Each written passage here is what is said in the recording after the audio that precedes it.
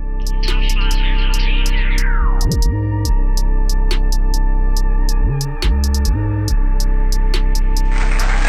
out to Good Coffee. They out in California. It's a great new coffee brand. They making waves. Shout out to Monster Energy. You already know. I love that stuff. And shout out to Waves for always providing that those good clean plugins. You know what I'm saying? To make sure my podcast always sounds right. You already know. If you want to be a brand sponsor, you can hit me up at my email markpapers@gmail.com or just DM me on Instagram. You already know. Now back to the show. So as we was discussing shows, right? Performing, being an artist, doing shows in your town or your city, right? A lot of artists are gonna probably feel well. The only artist that should probably feel like they can't do this is an artist that lives in a small city. But I'm here to tell you that you can, right? Like even if you live in a small city. You don't live in New York or LA, right? Anything in between that I would consider a small city. And there's other cities like if you live in Jacksonville or Philadelphia or Phoenix, you or Dallas, like if you live in a mid to large city, you're pretty much good money. If you live in a really tiny city, like let's say that it's less than 100,000 people, this may be a problem for you to perform because you may not have a lot of places to have actually hip hop venues to perform, so you may need to do some traveling. But like I said, you always can go to any club space or bar that has performances of other music. Like if they let people do karaoke there, they can let you perform, right? And you can also build places, right? You can also rent out a hall, rent out a space in your city, and set up a venue to have yourself perform there. Like find other artists in your city, sell tickets, and you have to kind of make a show if you live in a small city. But if you live in a large city, there's no excuses whatsoever to not be doing open mics. Like literally just go on Google, just type in your city, type in open mics, go to Yelp, type in open mics, and just look for venues in your city that will let you perform for free. Okay. Keyword here is for free. Do not pay to perform. Like if you pay to perform, like I don't see why you would pay someone else to perform, right? Like even if you can open up for, like I can say, like right now, like you want to open up for Rick Ross, right? If I told you you had to pay me to do that, like why would you pay me? Like you're gonna get some exposure. You know what I'm saying? I mean, again, I can kind of see some benefits to that, but you know that probably be the only scenario where it works, right? Like if you're gonna open up for a major artist and right before they come on, you get to perform. You can kind of build that into something. Like you'd have to really, I would shout my name out like before and after every song I performed, right? I would tell people, hey, follow me on Instagram. And again, I would shout my name out again. Like I would stop that set many times to brand myself.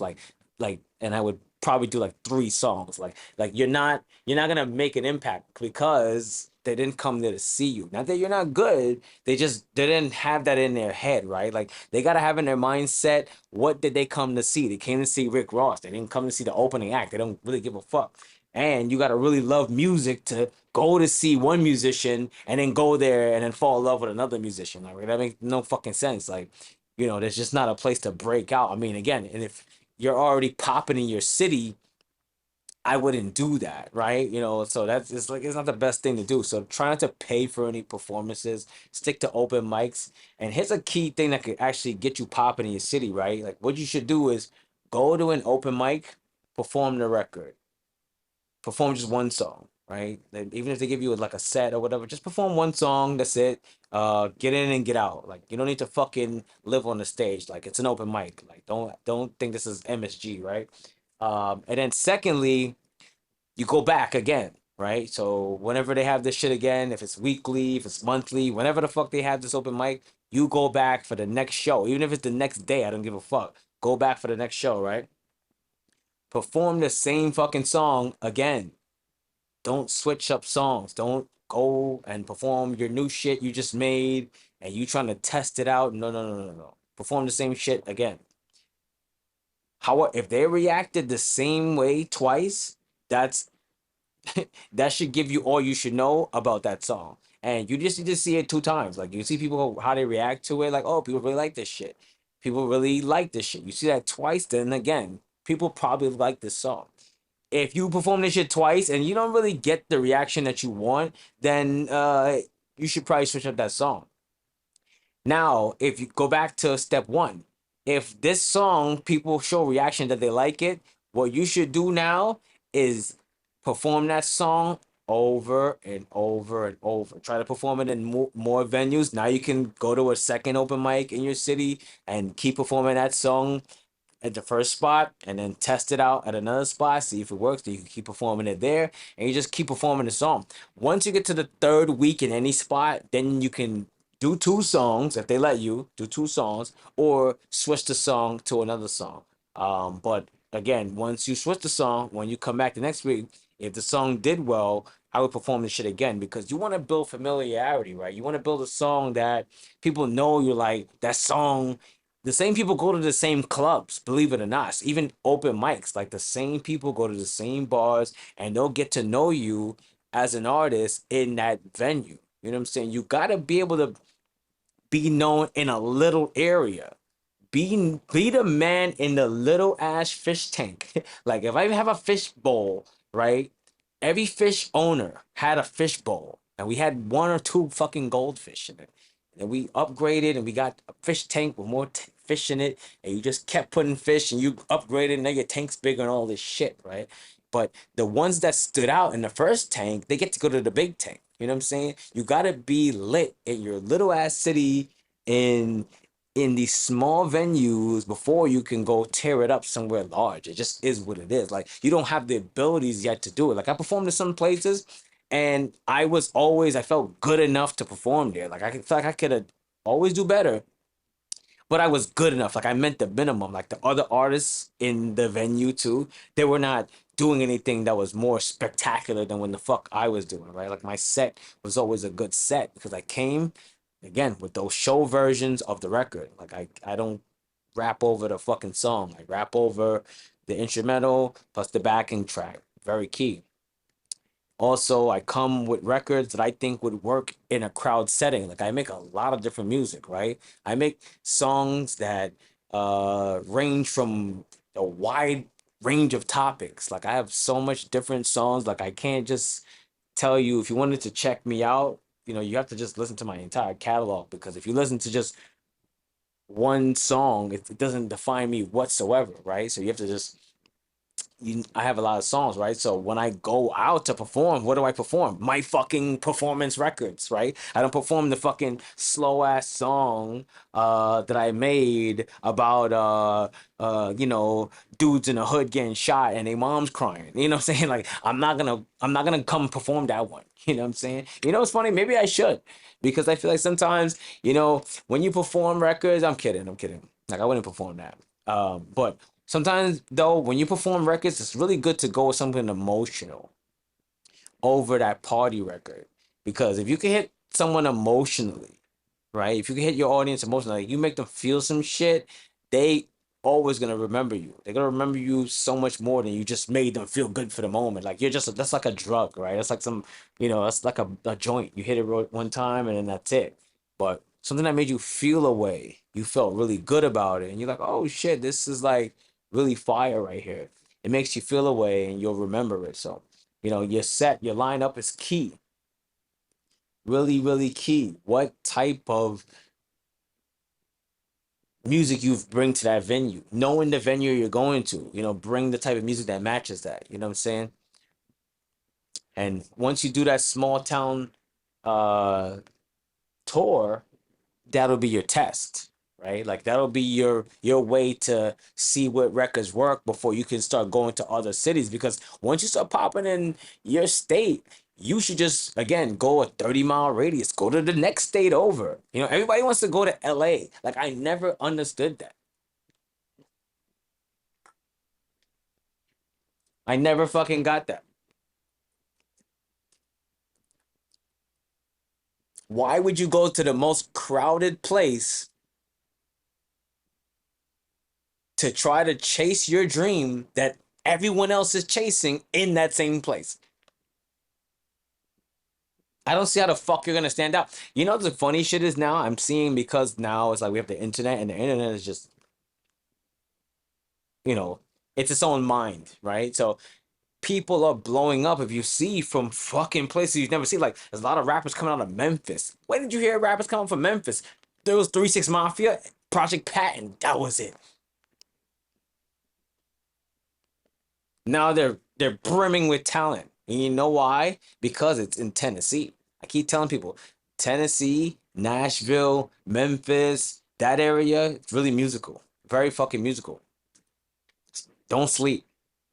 Some of the best studios in America, probably the world, are in LA and Nashville. Nashville has top studios. Miami has top studios. New York, of course, and London. Those five spots, you want to record like your most iconic album. Like you ever get signed to a major record label and they give you that $1 million budget just for your music. Like they already advanced you, but you get $1 million to spend on your music. Yeah, go to the studio in one of those, one of those states. You know what I'm saying? The other places too. Look what Kanye recorded. He recorded his album in fucking Wyoming. Then he did Donda in the Atlanta, in the Georgia. That shit was insane.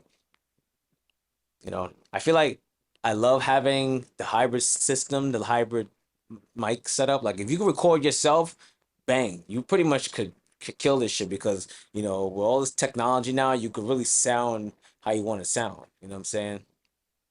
But getting back to the tours, right? Shutting down this area is gonna get your name out. It's gonna help people to be familiar with you, and in your city, you're gonna be popping.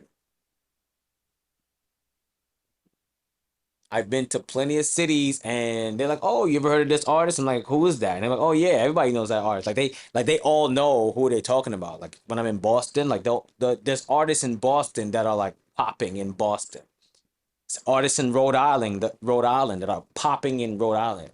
Artists in Florida that are popping in Florida. And again, different pockets. These artists are doing well. Trust me. They're selling merch. Again, they have another business that's doing well. And because people know they're an artist, they're a rapper, they make hot stuff. Whatever business that they other do, they sell merchandise, they sell clothing, they have another business. It tends to do well. They just rapping what we just rap what we see in the streets. A real rapper, the best rappers of all time, it's not the niggas that actually could rap like Eminem. Like Eminem, okay, we know he's fucking incredible, but he ain't the best rapper. Why? Because the best rappers is a nigga that is on your block that fucking he never had a job, but for somehow reason he always had money. That nigga is the best rapper of all time. And as soon as he says some shit, he just needs to rhyme words and put a couple but it sounds so good because it's raw and it's real. You can be lit in your small section. You can be really, really popping in a small grid, and the people that know you and fucks with you, they're gonna respect you. People are gonna respect you if you come with that real shit. You ain't gotta say shit. You ain't gotta prove nothing, and you definitely don't need to have 1 million fans anymore. And I say anymore because back in the days you did. The game was smaller. The market was smaller. It was just New York and California, and then a few places in between you could consume music. People wasn't buying CDs everywhere. You sold a certain amount of records. Now, since you just pay Spotify one price, I could listen to all types of shit. More music is being streamed.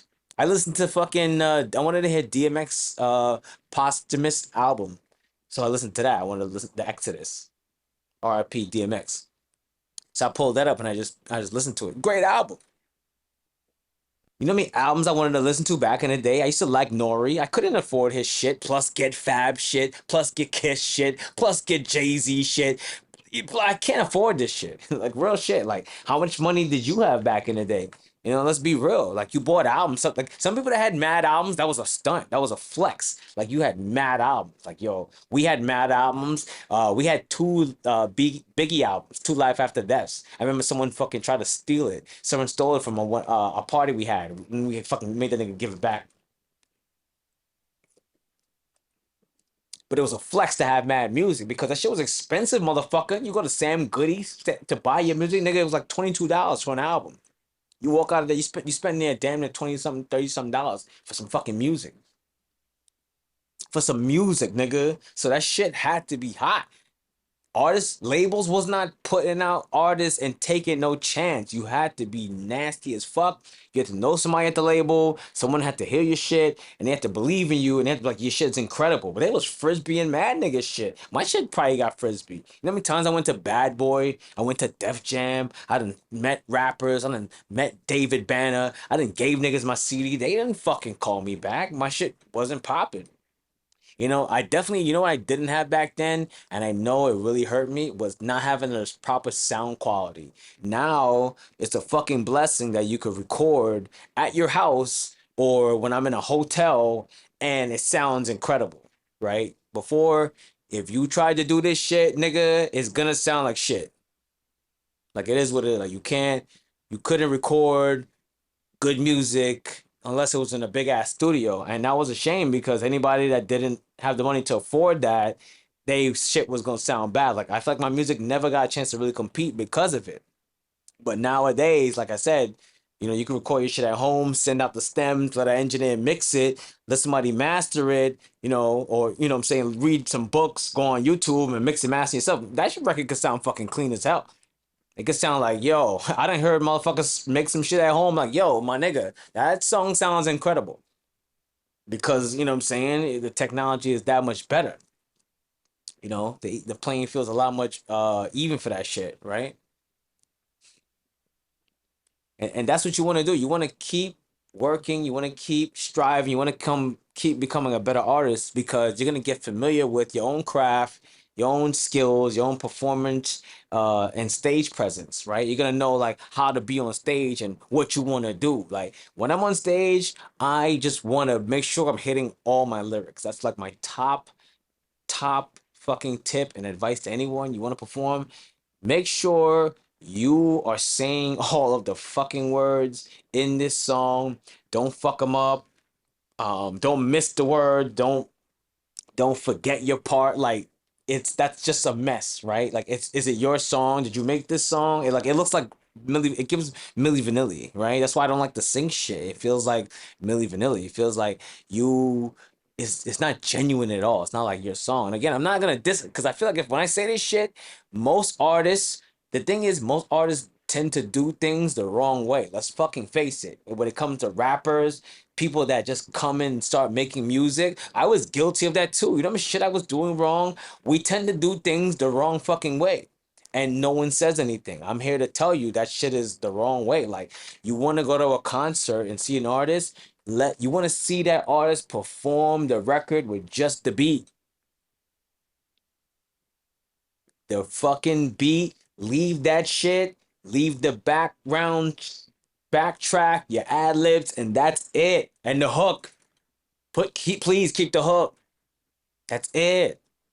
And give your DJ another copy of just the instrumental so he can scratch it and run it back for you. Give him two copies. Well, back before niggas used to have to have. Imagine you get to go to the store, you have to bring two CDs with you if you wanted that. Two. You have to bring two. You couldn't double if you have a CDJ. It's not like now you get an MP3 of I don't even use them nasty ass shits, but you get a wave file, right? And I could take this wave file and I could put it in my deck on the left. I could put it in my deck on the right. I could put it in my third deck. I could put it in my fourth deck. My DJs know what I'm talking about.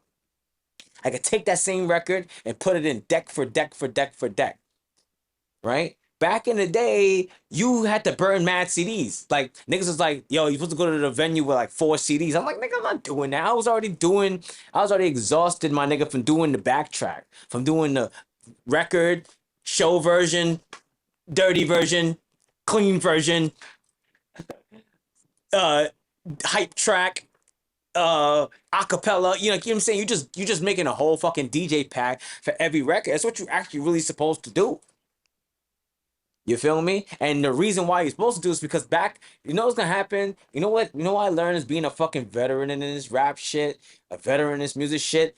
Being organized is almost half the fucking battle. It's like 90% of this whole shit. Being fucking organized, right? Having my fucking files, having if somebody asked me for a beat, motherfucker, I got the stems, right? If I recorded something, I have that same session. Like I don't have to fucking say, damn, I wish I could mix this song again, because what happens is I learn better tricks. I learn how to do things better. I learn how to do things faster. I grow in this shit. So the thing is, the music I made, if I went back to it, I actually could make that same song, the same music, way fucking better.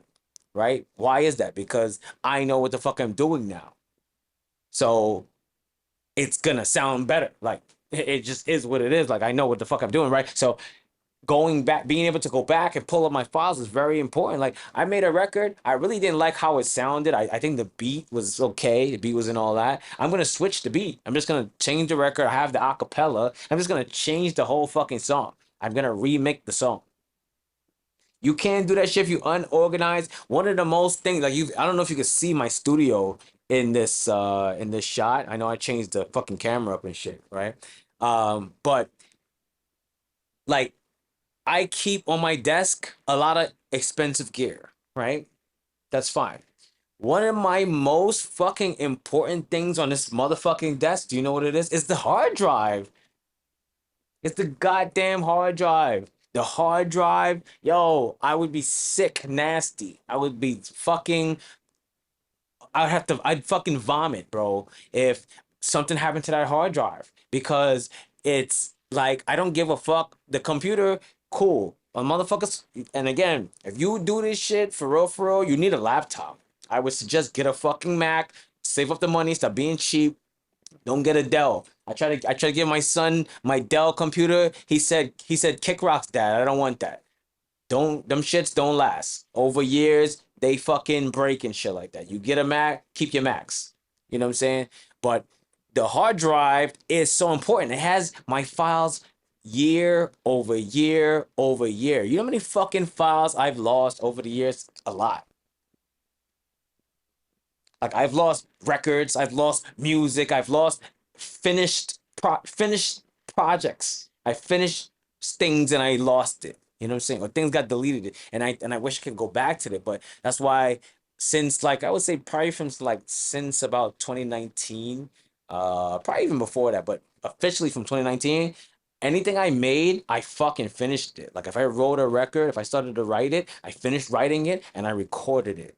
You know what I'm saying? I recorded it, I mixed it, I mastered. Like I took it through the whole pot process and I dropped it too. I feel like there's a few records in my catalog. I feel like if you want to count just the last few years, like since I really dedicated myself, of all the records I recorded, if I recorded, you know, 200 songs, I probably released 95% of them. You know what I'm saying? Maybe 90%. Let's kick it back to 90%. That is good. That's good on it. I feel like artists in general, and this again, it's not trying to play nobody because everybody works at their own pace. Artists in general normally don't drop that amount of that percentage of their records, right? Like I think that I'd actually like to bring that number down. Like I want more unreleased stuff, and not because I want to like be a dickhead or like keep the records, because I feel like unreleased sometimes is it means like you're really working. Like I bet Chris Brown has a lot of unreleased songs because his albums have so much records on them. In order to get to that point, in order to make 20 records, you have to make 50, right? You have to make 50 records and then you can pick 20. You probably can, you actually probably, if you pick 50, you probably only gonna pick eight. It's just eight of them gonna be like, oh my God, these are great songs. And then the rest of them are like, they'd be good songs, but like, that's how you do it. You gotta make more records than you need. So I like to bring that down, right? So the point is, I drop a lot of percentage of my records because I don't wanna lose none of my shit. It ain't worth it. Like, you ever make a song, it's like you made it and then you didn't finish it and then you like whatever you put it somewhere, and then you come back to that record like fucking months later, right? And you're like, yo, this song is fucking hot. You played yourself. You played yourself. So because you had a hot song, you knew it was hot, you didn't finish it, and then you just left it. Like that doesn't make no sense. I feel like at the very least, even if your ass doesn't like it, even if you should like all the songs you make. Like I never put out nothing that I personally don't like. I can't see myself doing that. I guess some artists do, but if I do not like the record, it ain't coming out. Like I don't know what to tell you, right? But if you can just put out records that you're passionate about, then other people are gonna like it too. Like, yo, I made Pee Wee Herman. I wanted to make that song. I was ready to make a song called Pee Wee Herman, right? It was on my list. And when I heard the beat, it just spoke. It was like Pee Wee Herman, all that comp. And it was like, it just spoke to me when I heard it. So I had to make that record. That in my catalog, I'm actually surprised it's done well. Like it has a good amount of spins and shit. People like the song. Now, if I didn't make that song, they wouldn't have that song to listen to. Like it's a simple concept. Like it's a simple, your job as a musician is very fucking simple. Make songs, make music that people want to listen to. I think the reason why some of y'all don't listen to your own music because you know it's trash. You know it sucks. You know that shit is not good because if you can't listen to it, how the fuck you gonna tell me to listen to it? I'm not listening to that. I'm not listening to that. I'm not listening to that. I'm good. I'm good. I'm good. I listen to my own music a lot, a lot, a lot, a lot. Like this, there was some points, and I toned it down. Like now I have reggae Sundays, I have vinyl Sundays. I have I just go through phases and I go through different musical things again, especially when I'm DJing. So I listen to other shit, right? But there's been phases in my life that I didn't listen to nothing but Mark Papers. Mark Papers. Like, yo, what do you listen to? Mark Papers. Me, listening to myself. Like I listen to my own music. I'm critiquing it. I'm listening to how I rhymed it. I'm listening to the flow. I'm listening to the lyrics. I'm listening to the beats I chose. I'm listening to how I put it together. I'm just listening to my fucking self more than anybody else. Like I'm not like I can listen to other rappers, but for what? I rap too. I rap. So why am I listening to other rappers for? For what? What? How does this help me? I don't see how that helps me. I don't see how that helps me. And then the funny shit is that's if you really want to develop your style and you want to be like in your own lane, you don't want nobody to sound like you don't want to copy nobody, then do that. Don't just listen to your own shit, make your own music, listen to just beats. Do not listen to nobody. When Lil Wayne was on his fucking tear, his dedication run, no ceilings run, he said he was listening to nothing. Riding to myself because I don't fuck with nothing. Pistol in my lap on the way to the money. He ain't playing. That's how you do it. If I listen to your shit, I'm gonna listen to kind of how you rhyming. I'm gonna kind of hear how you did this flow. I'm gonna hear what, like, I don't give a fuck what you niggas is doing. I don't give a fuck what y'all niggas is doing. Like it don't affect me whatsoever what y'all creating. The whole point of this shit is to create differently. I create the color red. He creates the color blue. She creates the color green. They create the color yellow, orange, purple, and we all have colors. So when people listen to music, they're like, oh shit, I love this red. Yo, no, bro, I like that blue. Yo, you know what I'm saying? And we all enjoy it. We all experience the craft. We enjoy the art because we're all making different shit. But when we all come in this game and we all make red and that's all we make, then what is the point? All the fans can listen to is red.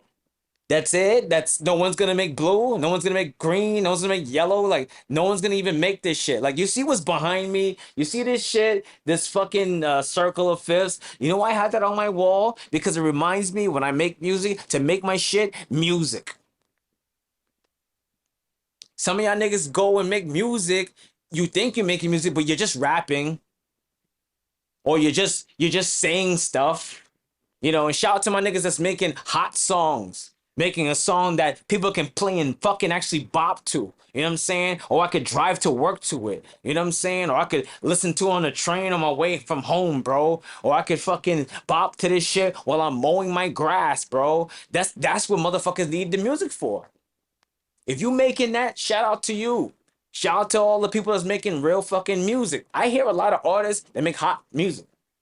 This is not a diss. We're not talking about the artists that make that trash. You know what I'm saying? And don't diss SoundCloud. Just because it's on SoundCloud don't mean it's trash. There's a lot of good stuff on SoundCloud. The thing is, SoundCloud has a lot of junk as well. Because a lot of us, especially if DJs, producers, even rappers, when I'll put out stuff on SoundCloud. As a lot of times I'm testing out stuff. A lot of times I'm using SoundCloud in a way that it's like I'm not taking it serious. It's not the serious platform. Like, come on, for Christ's sakes, it's fucking free. You go on there. I could type in fucking you know what I'm saying, Coil Ray, and it's probably gonna have the players anthem shit, and I don't have to pay for that. You know what I'm saying? It's for people that don't have to, that's not gonna pay for Spotify. You know what I'm saying? I had a fan one time. She told me that in her country that Spotify wasn't available because the first thing she did was she asked me for the link. I sent to the Spotify link, right? I want to get that streaming royalty. But she was like, nah, that's not available in my country. So I actually put my shit on SoundCloud just so she could listen to it. You feel me? And I started to get more plays after. I'm glad I did that. But you got to give your fans a way to listen to your shit for free. And if they want to pay, let the people pay if they want to pay. You know what I'm saying? Because a lot of my streams, they don't come from the pay motherfuckers. People that pay for Spotify, people that pay for Tidal, people that pay for Apple Music, you know who they listening to? Drake, Ariana Grande, Ed Sheeran, Lil Durk,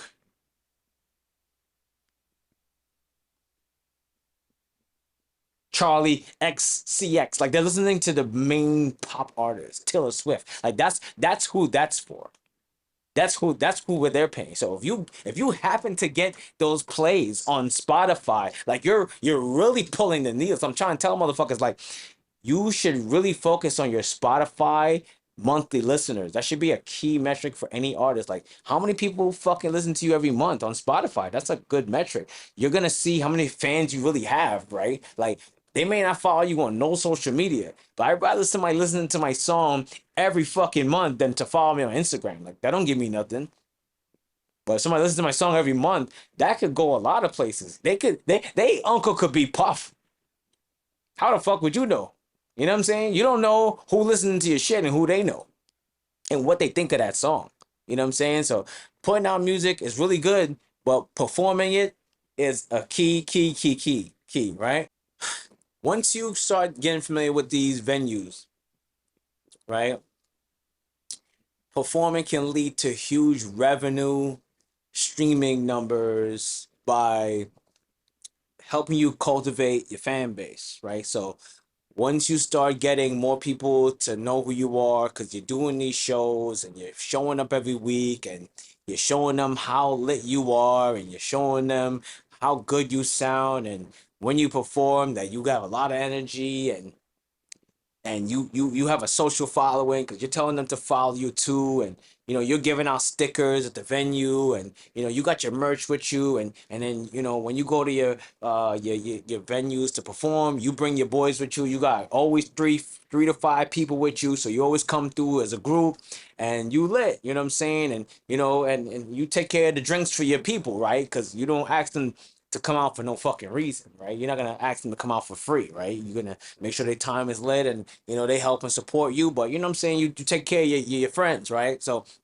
doing all of this, you really get a chance to build that fan base in a way that's never gonna go away, right? Like if I go to your show, if I booked you if I saw you at a show and I loved you and I followed you on social media, it's unlikely that person gonna unfollow you.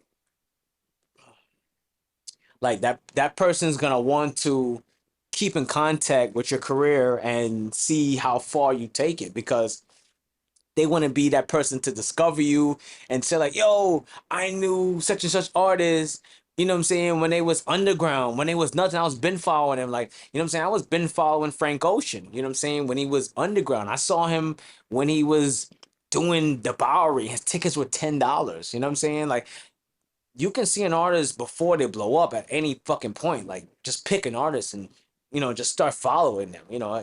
You'd be very surprised who blows up. Like, I feel like a lot of the time, well, back in the day, they used to make it seem like if you were to be popular, right? If you're gonna blow up and be a success, you had to be in the Illuminati, you had to fucking kill someone, or you were lucky as fuck. You just got lucky. There was no hard worker, right? There was no path to success due to hard work. Like, no one had that story, and that was bad for our generation because it made it seem like you had to do some fuck shit to get successful. What happened was it made us kind of lazy. It made us believe that we could not be successful on our own merit, right? Like, you can't just change your fortune by working hard. Like, think about that. If you thought that you could only be successful because someone else to help you, someone has to fucking lend you a hand, right? To pick you up because there's no way you could climb up. That is a different mentality than to me just being able to climb up step by step and saying, okay, well, I know if I work fucking hard, I'll make it to where I want to be. You know what I'm saying? That wasn't really sold to us. So that's kind of why we have that mentality that, you know what I'm saying, people wasn't really like getting it in like that. But to me, if you look at it, everybody that blew up, Travis Scott, and look at his shows. Nobody used to go to his shows. He was performing in front of a crowd of nobodies, a crowd of emptiness. You know what I'm saying? Now his shows are fucking packed and shit. People are fucking dying. I'm kidding. I'm kidding. You know what I'm saying? Shit like that is what you got to do. You got to grind from the bottom and keep working your way up and up and up and up and up and up. And performing is definitely going to let you do that. You know what I'm saying? Digital shows to me are really uncharted territory, right? Digital shows, like, if you can figure out how to do digital shows, you will be very successful, right? Like, podcasting is great. If you're an artist, I suggest you podcast or do a vlog. I recommend that. It'll give you a way to have an outlet. You know what I'm saying? It'll give you a chance for artists your fans could find a different way to, learn more about you. So I definitely recommend that, right? But to keep on the topic of performing, digital shows are really good as well. Like LaRussell, right? Go get that bag. That dude. Shout out to LaRussell. He was doing performances in his fucking backyard, right? He was selling virtual tickets online, right? And when the showtime come, they set up a stage in his backyard and he performed. That is fucking genius. So the digital tickets, like I said, that's a good thing to do. And all you need is a green screen kit, you know what I'm saying? And you could get it in, you know what I'm saying? That's something you could just easily get from Amazon, a couple of $100, as I mentioned. And once you set that up, you could set that up. You could bring it to the studio with you, go book a studio session, 4 to 6 hours, and you'll be good money, man. I think that's a great way to get started in performing. I gave you a lot of ideas about open mics. I told you that you could set up your own performances and you could do digital. So, if you have any other questions, as always, hit me up, email me, markpapers@gmail.com. Check the description. You got tons of links, merchandise, beats, and all that good stuff. And it's been a great episode. You already know. Thanks for rocking with your guy, Mark Papers. This is Gelato Talk. You already know. Get your bang.